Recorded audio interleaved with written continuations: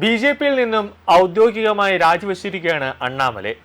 ഇനി അണ്ണാമലൈ ആ രാജിക്കത്ത് പിൻവലിക്കണമെങ്കിൽ എന്തെങ്കിലും ഒരു മാജിക് സംഭവിക്കണം. അമിത്ഷായുമായി ചർച്ചകളൊക്കെ നടന്നുകൊണ്ടിരിക്കുകയാണ്. രാജിക്കത്തൊക്കെ ഉച്ചയോടുകൂടി തന്നെ നൽകി കഴിഞ്ഞിട്ടുണ്ട്. പക്ഷേ അവസാന ഘട്ടമായി ഇപ്പോൾ അമിത്ഷായുമായ ചർച്ചകൾ നടന്നു വരികയാണ്. അപ്പോൾ എന്തെങ്കിലുമൊക്കെ ഒരു മാജിക് സംഭവിച്ചാൽ ചിലപ്പോൾ അണ്ണാമലൈ രാജിക്കത്ത് പിൻവലിക്കാനുള്ള സാധ്യതയും തള്ളിക്കളയാനാകില്ല.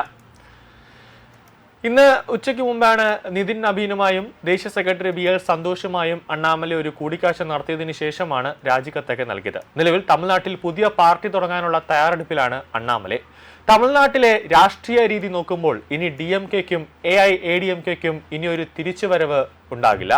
തമിഴകം വെട്ടിക്കഴകിലേക്ക് AIADMKയിലെ നേതാക്കന്മാർ കൂട്ടത്തോടെ പൊയ്ക്കൊണ്ടിരിക്കുകയാണ്. അങ്ങനെ AIADMK ഒരു പിളർപ്പിലേക്ക് പോകുന്ന ഒരു അവസ്ഥയിലേക്ക് എത്തി നിൽക്കുകയാണ്. നിലവിൽ പുറത്തു വരുന്ന വിവരം സൂചിപ്പിക്കുന്നത് പുതിയ പാർട്ടി പ്രഖ്യാപിക്കുമെന്നാണ് വിവരം. അതായത് ജൂൺ 4 വ്യാഴാഴ്ച തന്നെ അണ്ണാമലൈ പുതിയ പാർട്ടി പ്രഖ്യാപിക്കും എന്ന വിവരങ്ങളാണ് അടുത്ത വൃത്തങ്ങളിൽ നിന്ന് ലഭിക്കുന്നത്. ജൂൺ 4 അണ്ണാമലൈയുടെ പിറന്നാളാണ്. അന്ന് തന്നെ മക്കൾ ശക്തി ഇഴക്കം എന്ന പേരിൽ പുതിയ രാഷ്ട്രീയ പ്രസ്ഥാനത്തിന് അണ്ണാമലൈ തുടക്കമിടുമെന്നാണ് അടുത്ത വൃത്തങ്ങൾ നൽകുന്ന സൂചന. യുവാക്കൾക്ക് കൂടുതൽ രാഷ്ട്രീയ പരിഗണന നൽകാനാണ് ഇതിലൂടെ ലക്ഷ്യമിടുന്നത്. നിലവിൽ DMKയ്ക്കും AIADMKയ്ക്കും ബദലായി ശക്തമായ ഒരു മുന്നണി രൂപീകരിക്കാനാണ് അദ്ദേഹത്തിന്റെ ശ്രമം.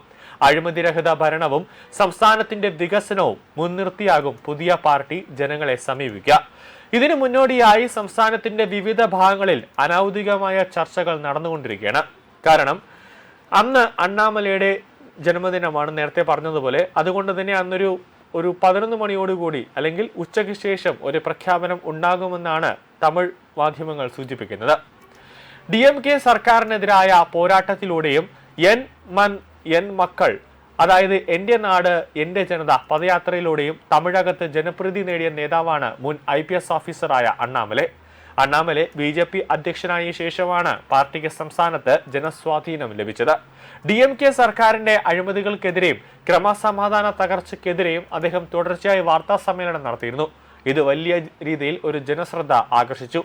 അണ്ണാമലൈയുടെ പ്രസംഗങ്ങളും ഭരണപക്ഷത്തിന് എതിരെയുള്ള അഴിമതി ആരോപണങ്ങളും തമിഴ്നാട്ടിലെ യുവാക്കൾക്കിടയിൽ BJPക്ക് വലിയ രീതിയിലുള്ള ഒരു സ്വീകാര്യത നൽകി. എന്നാൽ അടുത്ത കാലത്തായി കാര്യങ്ങൾ മാറിമറിഞ്ഞു. നിയമസഭാ തെരഞ്ഞെടുപ്പിന് മുമ്പ് AIADMKയുമായി സഖ്യമുണ്ടാക്കാൻ BJP കേന്ദ്ര നേതൃത്വം തീരുമാനിച്ചു. ഇതിന് പിന്നാലെ അണ്ണാമലൈയെ സംസ്ഥാന അധ്യക്ഷ സ്ഥാനത്ത് നിന്ന് മാറ്റി. പകരം നയനാർ നാഗേന്ദ്രനെ പുതിയ അധ്യക്ഷനായി നിയമിച്ചു. ഇതോടെ തമിഴ്നാട് BJPയിൽ കടുത്ത ഭിന്നത രൂക്ഷമായി. തുടർന്ന് കേന്ദ്ര നേതൃത്വം പലതവണ ആവശ്യപ്പെട്ടിട്ടും മത്സരിക്കാൻ അണ്ണാമലൈ തയ്യാറായില്ല. തെരഞ്ഞെടുപ്പിൽ NDA 3ാം സ്ഥാനത്തേക്ക് പിന്തള്ളപ്പെട്ടു. സംസ്ഥാനത്ത് BJPക്ക് ഒരു സീറ്റിൽ മാത്രമാണ് വിജയിക്കാനായത്. അണ്ണാമലൈയുടെ അടുത്ത അനുയായികൾ ഇതിനായുള്ള ഒരുക്കങ്ങൾ തുടങ്ങിക്കഴിഞ്ഞിരിക്കുകയാണ്. സാമൂഹ്യ മാധ്യമങ്ങൾ വഴിയുള്ള പ്രചാരണങ്ങളും ഇതിനോടകം തന്നെ സജീവമായിട്ടുണ്ട്.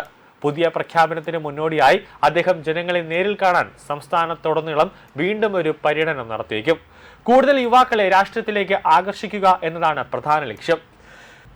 വിജയ് ഒരു തമിഴ് നടനാണ് എന്നത് കൊണ്ട് മാത്രമാണ് ഇപ്പോൾ TVK തമിഴ്നാട് ഭരിക്കുന്നത്. എന്നാൽ വിജയെ കാട്ടി വലിയ രീതിയിലുള്ള ജനപിന്തുണ അല്ലെങ്കിൽ ജനസ്വീകാര്യത അണ്ണാമലൈക്ക് ഉണ്ട് എന്നതാണ് ഏറ്റവും പ്രധാനപ്പെട്ട കാര്യം.